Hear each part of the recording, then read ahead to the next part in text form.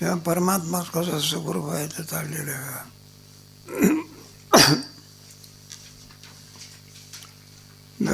आनंदाच्या स्वरूपाचे आहे ना. झोपेमध्ये केवळ काय असतं, झोपेमध्ये जीवत्व नाही, ब्रह्मभावाला प्राप्त होतो, टिकत नाही. जीवत्व कसं नाही, ब्रह्मभाव कसा प्राप्त होतो, 45पर्यंत आलो होता आपला. तत्श्रमस्य पुनर्धर्म जीवोदावेत परात्मने दैनक्यम प्राप्य तत्तरस्तो ब्रह्मानंद स्वयं. तत्श्रमस्य अगोदर तो झोपी जाण्याच्या अगोदर गादी गिरद्याचा सुख भोगवतो नाही का. ऑफिसमधून आलेला आहे, खोलीत गेल्यानंतर झोपण्याच्या पूर्वीचं जे सुख आहे ते कोणतं आहे, विषय सुख. आणि झोपेमध्ये जे सुख आहे ते कोणतं आहे, ब्रह्माचं. तिथं विषय आहे का ते.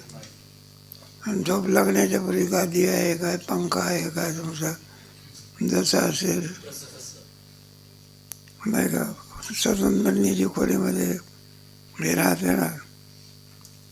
मग झोपेमध्ये जीवन असून किम स्वरूप आहे. मग पुन्हा आणखी जीवदशेला काय, त्याचा प्रारब्ध शिल्लक राहता. पुन्हा त्या दिवसाचं प्रारब्ध सुरू झालं, पुन्हा जीवदशा. आणि पुन्हा आणखी प्रारब्ध संपला की पुन्हा झोप. असं पुनरपी जननम. दैनक्यम प्राप्य तत्सर्व. जेव्हा झोपेमध्ये तो ब्रह्मस्वरूपाला प्राप्त होतो. आणि स्वयं आता जीव राहिला नाही. आता कोण राहतो,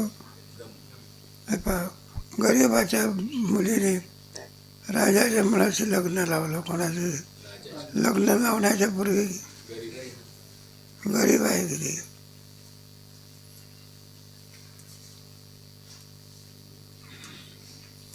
मग लग्न लावण्याच्या पूर्वी काय, ती गरीब आहे. आणि एकदा शुभमंगलम पडदा बाजूला झाल्यावर काय झाली, ती राणी झाली ना. आता कुठं काय कामगार राहिली का ती, आता काय झाली. मग तसंच आहे जीवाचं सध्या. झोपेमध्ये गेला की किम स्वरूप होतो, ब्रह्मरूप. आणि पुन्हा आला की पुन्हा. पण ती पूर्ण अवस्था नाही, अपूर्ण अवस्था आहे. आणि गुरुच्याकडून झालेलं जे ज्ञान असतं तद्वारा, महावाक्य विवेकाच्या द्वारा आणि ब्रह्मरूपता प्राप्ती, ती पूर्ण अवस्था आहे. नाही का. एखादे आपले कुबीरगंगा आहे, ही घोडाळा मिळाली इंद्रायणीला, पण अपूर्ण अवस्था आहे. आणि इंद्रायणी समुद्राला मिळते, नद्याला नदी मिळाली तरी नदीच आहे की. आणि समुद्राला मिळाली तर पूर्ण अवस्था. त्याच्याकरता 2-4 दृष्टांत देऊन हा सिद्धांत सांगितलेला आहे. हे 2 पक्षाचे उदाहरण आहे. आणि 3 आणखी अवांतर उदाहरण आहे. एक शेण पक्षी, बरोबर आहे, शकुनी पक्षी आणि एक शेण पक्षी. आणि पुढे आणखी एक कुमार, महाराजा आणि तत्ववेत्ता, 5 प्रकाराने याचं वर्णन करून सांगितलेलं आहे. तो आकाशामध्ये उडणारा शेण नावाचा पक्षी असतो. ते दृष्टांत शकुने शेण, कुमाराष्ट्र महानृपा महाब्राह्मण इत्यादी श्रुतानंदी श्रुती. पूर्णत्व कसं प्राप्त होते याच्याकरता 5 दृष्टांत दिले आहे. दृष्टांत देऊन सिद्धांत सांगला. आपल्या ह्याच्यामध्ये नाही का, अभंगामध्ये कीर्तनकार संत कसे असतात, तुका म्हणे गुण तसे तुम्ही, आम्ही कसे तुका म्हणे गुण येड्या बाबीचा.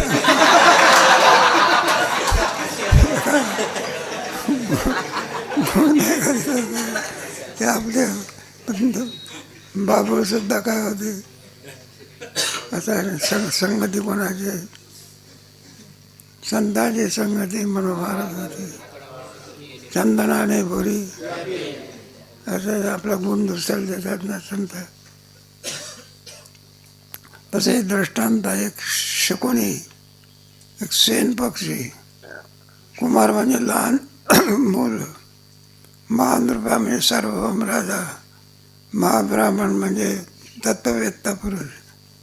सुप्त्यानंद श्रुती आहे. या सर्वांना आनंद, सुप्त्यानंद म्हणजे एक सुषुप्तीचा आनंद देऊन हा सिद्धांत सांगितलेला आहे. 5 दृष्टांत दिलेले आहे.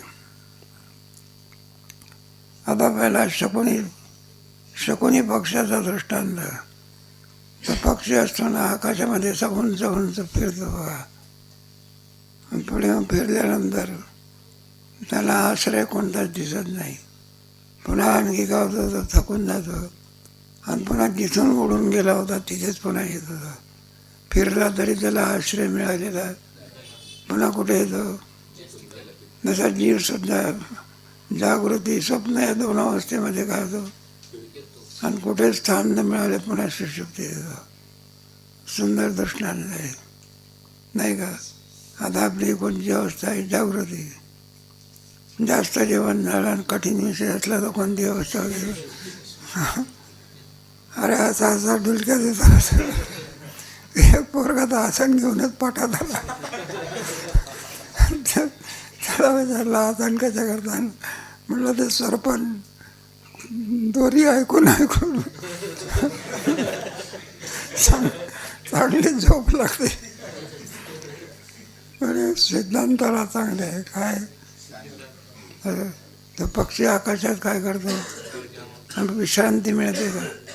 पुन्हा विश्रांती करता कुठं येतो? किती मोठा मनुष्य असला ब्रह्मदेव का असे ना 2 अवस्थेमध्ये फिरतो. किती जागृती आणि विश्रांती कुठे मिळत नाही. शेवटी कुठे येतो? मग त्याचा तवाना होतो. पुन्हा एक हा क्रम आजपासून आहे का अनादिकालापासून. अरे कोणी असू द्या, जीवत्व जिथे आहे तिथं. कुत्र्याला सुद्धा झोप लागते. कोणताही असू द्या, ते आपल्याला सांगता येते, त्याला काय करता येत नाही. आंधळ्याला सुद्धा काय पडते? स्वप्न पडते. दृष्टांत आलाय. हे बघा खालचं ते बघा. शकुनी सूत्रबद्ध सन दिक्षो या प्रत्य विश्रमम अलब्धा बंधस्थानम हस्त तुभ्यश्रय. शकुनी सूत्रबद्ध सन दिक्षो या प्रत्य. ते लहान लहान पोरं असतात किंवा पंढरपूरला होते, आता संपलं ते. ते शकुनी नावाचा पक्षी त्याच्या याला काय करतात? बोरा बांधतात असा आणि त्याला असं सोडून देतो. तो करून सगळा होतो फिरतो बघा. आणि पुन्हा आणखी जिथे त्याला जिथून सोडलं होतं तिथेच काय ते पतंगासारखा तोच आहे का? शकुनी सूत्रबद्ध सन. शकुनी नावाचा पक्षी. शकुनी म्हणजे धृतराष्ट्र वगैरे जे कौरव आहे ना, त्याचा मामा कोण होता? शकुनी मामा. आणि सगळे कौरव काय करून टाकले? असा मामा काय कामाचा? मग कोणता मामा पाहिजे? दांडेकर मामा.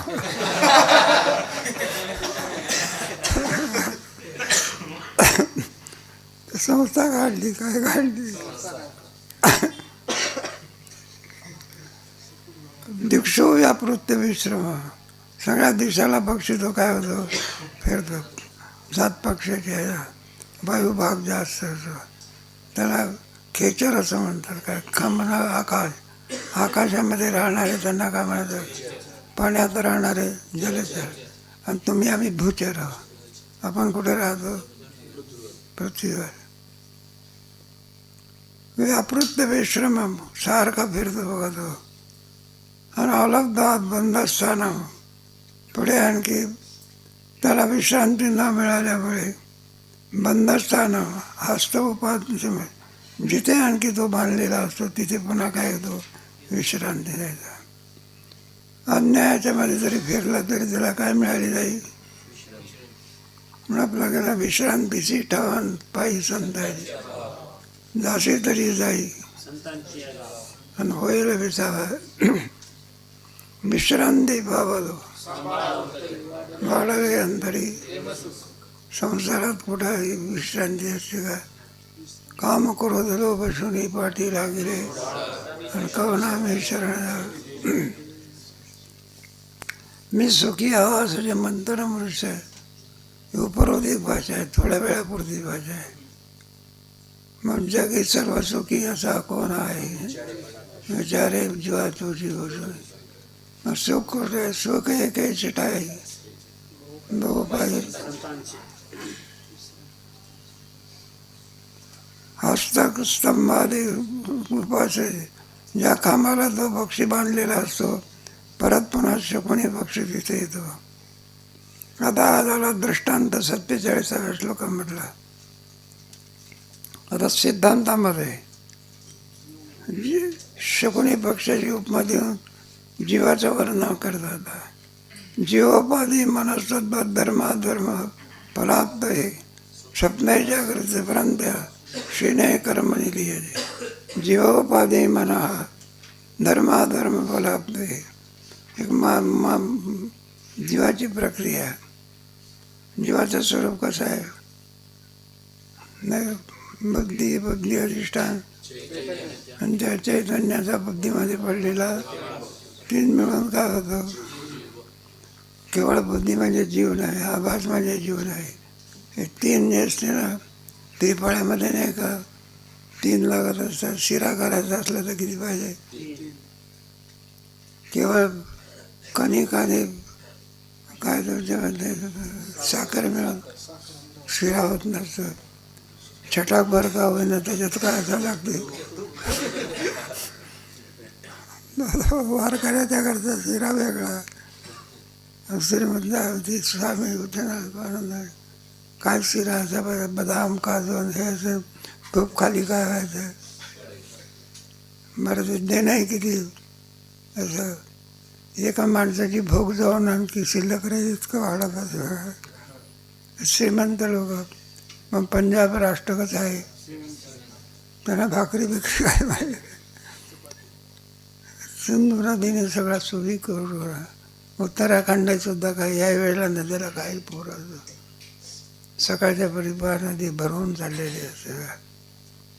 मग त्याचा हरियाणा म्हणतात. काय व्हायचं? काळे आहे. उन्हाळ्यात सुद्धा त्यांची जमीन कशी आहे? आपली जमीन तर पावसाळ्यात सुद्धा काळी. महाराष्ट्रातला शेतकरी कसा आहे? गरीब आहे. इतर राष्ट्रातले शेतकरी कसे आहे? जीवोपाधी मनस्तात फला धर्माधर्म फलाप्त आहे. आपण जे काही कर्म केलं असेल मागच्या जन्मामध्ये, ते आपल्याला या जन्मात काय करावं लागतं?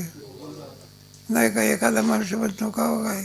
कोणाला तरी पोराला चर्मरोग झाला बा, मुलाला बाई घेऊन गेली. डॉक्टरने सांगितलं, म्हणलं बा असं आहे. काय होत असे म्हणायला लागले. म्हणलं तुमचं पोरगं काय काय खात असं? तर म्हणले काही नाही. म्हणलं त्याला गुळ खाण्याची काय आहे? म्हणलं गुळामुळे काय झाला? रोग झाला. औषध दिलं डॉक्टरने. पुन्हा बाई गेली. म्हणे महाराज औषधाने काही चर्मरोग गेला? अहो गुळ खाणं बंद केला की काय केलं मुलाने? मग तरी हा रोग का जात नाही? तर म्हटलं हे बाय या जन्मामध्ये गुळ खाणं बंद केला, पण मागच्या जन्मात खाल्लं. मागच्या जन्माच्या गुळाचा हा काय? त्याप्रमाणे आज आपल्याला जे काही दिसतं मागच्या कर्मावरून बघावं लागतं.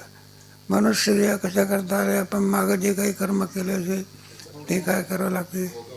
एखादा मनुष्य म्हणतो ना मी कोणतं व्यसन नाही, काही नाही, अमकं नाही, जमलं तरी मला डायबिटीज झाला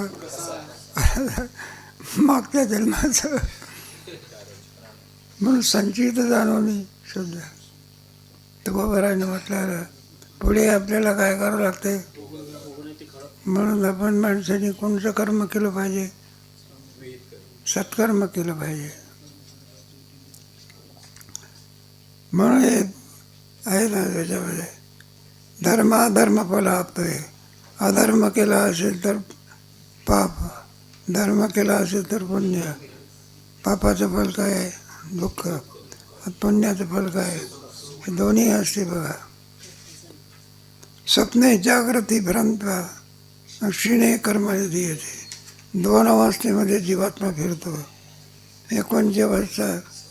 जागृती. आणि दुसरी कोणती अवस्था? आणि शेवटी मग सुषुप्तीमध्ये विश्रांती घेतो. स्वप्ने जागृती भ्रांत दोन अवस्थेमध्ये फिरून क्षीणे कर्माने दीयते.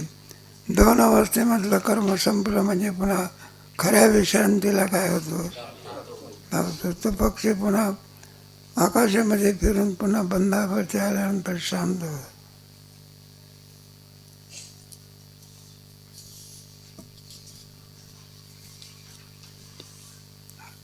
आपला एक शकुनी पक्ष झाल्यानंतर दुसरा कोणता आता? शेण नावाचा पक्षी. शेणो वेगेन निळेकैक लंपटा शयितुं व्रजेत. जीवो सुप्तै तथा धावेत ब्रह्मानंदै लंपटा. शेणो वेगेन निळैक लंपटा शयितुं व्रजेत. तुम्ही पहा की सायंकाळची वेळ झाली म्हणजे थव्या थव्याने काय येतात? पक्षी येतात. कुठे जिथून गेले होते ना घरट्यातून, त्या घरट्यामध्ये त्यांच्या जागा ठरलेल्या आहे. पंढरपूरला पाहते पुंडलिकाच्या देवळावर दिसतं आपल्याला. ते बरोबर ते आपापल्या त्याची शेत जागा असेल ना, इथे एक झाड होतं, ते झाड तोडलं म्हणा. बरोबर ते पक्षी त्यांना ज्ञान आहे की आपापल्या मग थव्या थव्याने येतात. ते शेगावला सुद्धा पक्षी येतात ना, ते त्यांचे काही ते गजानन महाराजांचे भक्त असले पाहिजे. बरोबर सायंकाळच्या वेळा गजानन महाराजच्या देवळाला प्रदक्षिणा घालतात. काय काय असे गोल गोल फिरतात आणि पुढे कुठं जातात आपल्या ठिकाणावर. कुठून कळते त्यांना बरोबर सायंकाळची वेळ झाली म्हणजे घड्याळ जाऊन घरी येतात. बरोबर टाईम त्यांना जमते आणि उडून केव्हा जातात. सूर्योदय झाला तरी झोपूनच राहतात. बरोबर पक्षीच्या आरती घरट्याकडे निघतात त्यावेळेला आणखी प्रातःकाळ झाला असला पाहिजे. बरोबर प्रातःकाळच्या वेळेला ते निघतात. आहे ना दृष्टांत. निळैक लंपटा शयितुं व्रजेत. पुन्हा आणखी घरट्यामध्ये येऊन विश्रांती करतात. त्याप्रमाणे हा झाला दृष्टांत. आता सिद्धांतामध्ये लावायचा. जीव सुप्तै तथा धावेत ब्रह्मानंद एक लटपटा. जीव सुप्तै तथा धावेत. जीवसुद्धा दोन अवस्थेमध्ये फिरून जागृती आणि सुषुप्ती म्हणजे झोपेमध्ये धावेत ब्रह्मानंद एक लंपटा. मग सुषुप्तीमध्ये जो आनंद त्याला प्राप्त होतो तो विषयाचा आहे का? मग कोणाचा आहे तो? ब्रह्माचा. तिन्ही अवस्थेमध्ये ब्रह्माचा अन्वय आहे ना. असं आहे. जागृतीतले विषय कुठे नाही, स्वप्नात नाही. पण जागृतीतला आत्मा कुठे आहे? स्वप्नातले विषय कुठे नाही, सुषुप्तीत नाही. पण सुषुप्तीमध्ये आत्मा आहे. आणि आत्मा दुःखरूप आहे का आनंद स्वरूप आहे? म्हणून खरा सुषुप्तीमध्ये का मग ती विषमता राहील. बाकीच्या आनंदामध्ये काय आहे? विषमता आहे. आहे का नाही? श्रीमंतीचा आनंद गरीबाला आहे का? जीवन जन्ममृत्यूचा आनंद ब्रह्मवत्तेला आहे का? तुम्हाला किती श्रीमंत झाला तरी जन्ममृत्यूचे दुःख पाचवीलाच काय आहे? एवढा मोठा अजिद्दाचा पण जन्ममृत्यूचा जाऊ द्या. कोणताही काय पडता नाश, कोणता नाश नाही. स्वभाव नाश नाही, पण कोणता आहे? 3 प्रकारचे नाश लागलेले आहे ना. स्वभाव नाश, पडता नाश, आश्रय नाश. वरच्या वर विमान उडालं असतं त्याचा कोणता नाश? आश्रय नाश. आणि खाली राहिल्यानंतर कोणता? पडता नाश. कोणता नाश येईल जीवाला काही सांगता येत नाही. 3 नाशाने युक्त असलेला आहे. आत्म्याला नाश आहे का शरीराला नाश आहे? पण आपल्या आत्म्याची काय, आपण आपल्या अज्ञानामुळे आपण शरीरालाच काय समजतो. शरीराच्या ठिकाणी 2-3 भाव आहे बघा. हे प्राग प्रध्वंस आहे. जन्माच्या पूर्वी शरीर होतं का? नाशानंतर राहणार का? ज्याला अभाव बसला त्याला नाशवंत समजला. आत्म्याला कोणताच काही नाही, कोणत्या अभाव आहे तसं स्वतःच सिद्ध आहे. जय जय हो.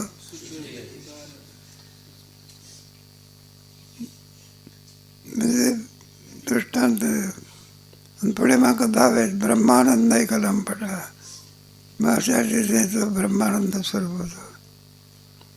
पुढचा दृष्टांत 2 पक्षी झाले ना, एक शकुनी दुसरा.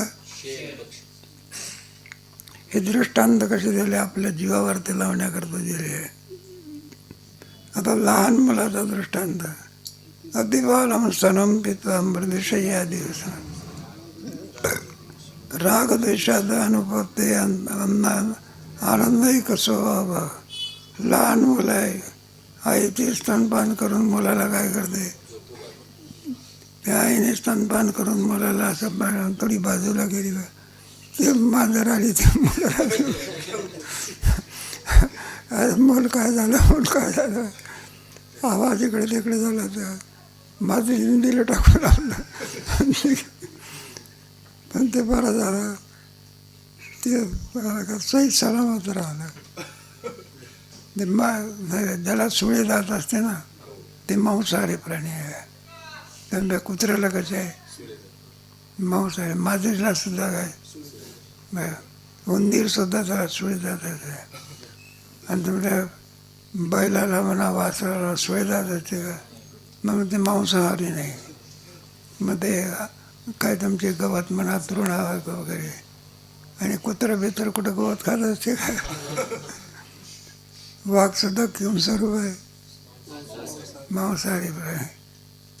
मग मांसाहार करणं हे कोणाचं काम आहे?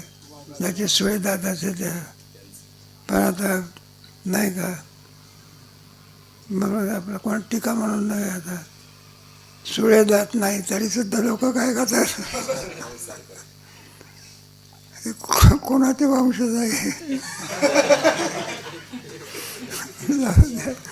दृष्टांत घालायला संपला.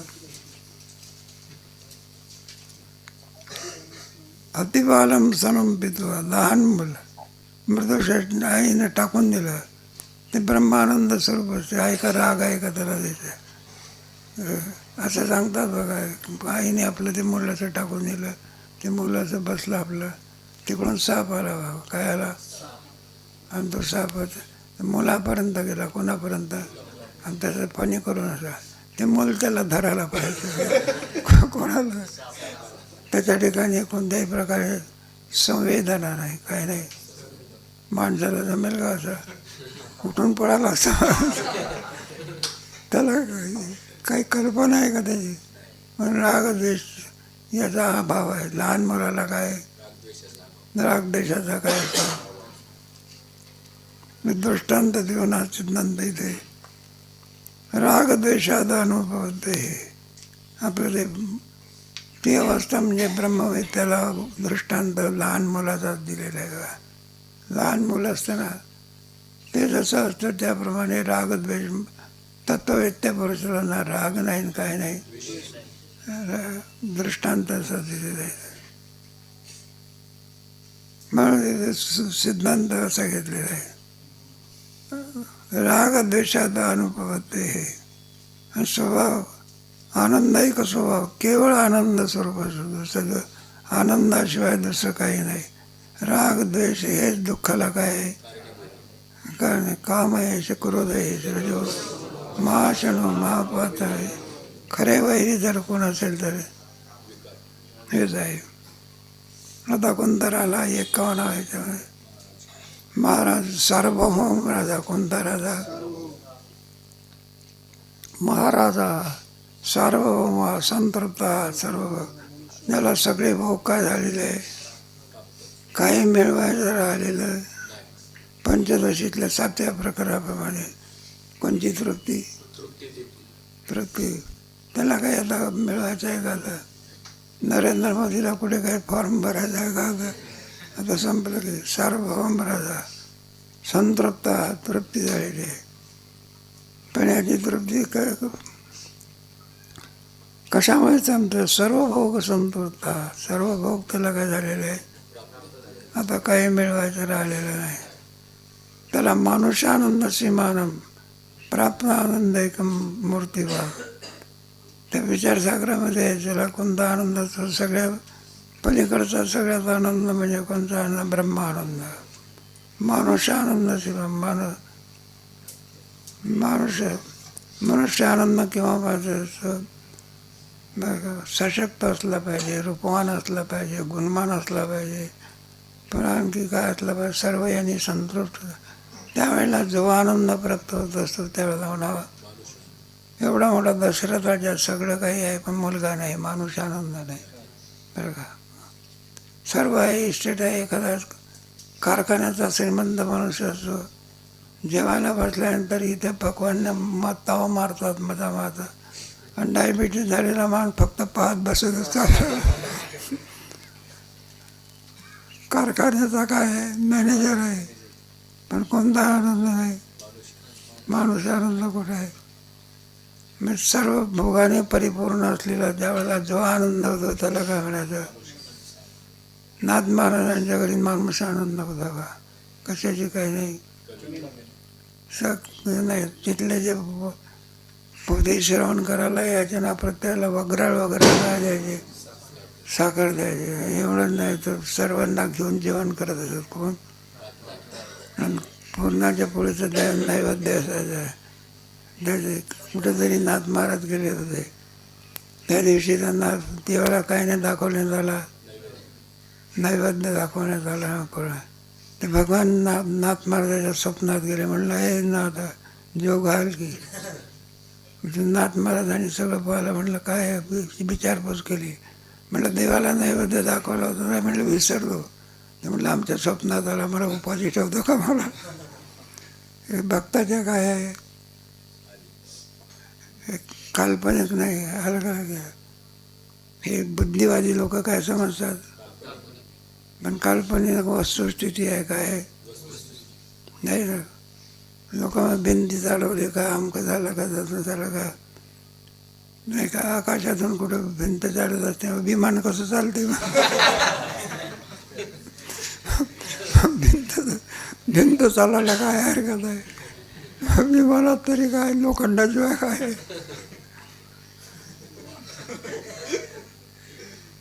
म्हणून मानुष आनंद सीमानम ब्रह्मानंद एक मूर्तिभाव. केवळ आनंद सर्वदा. काही मिळवायचं सूर्य राहिलेला आहे.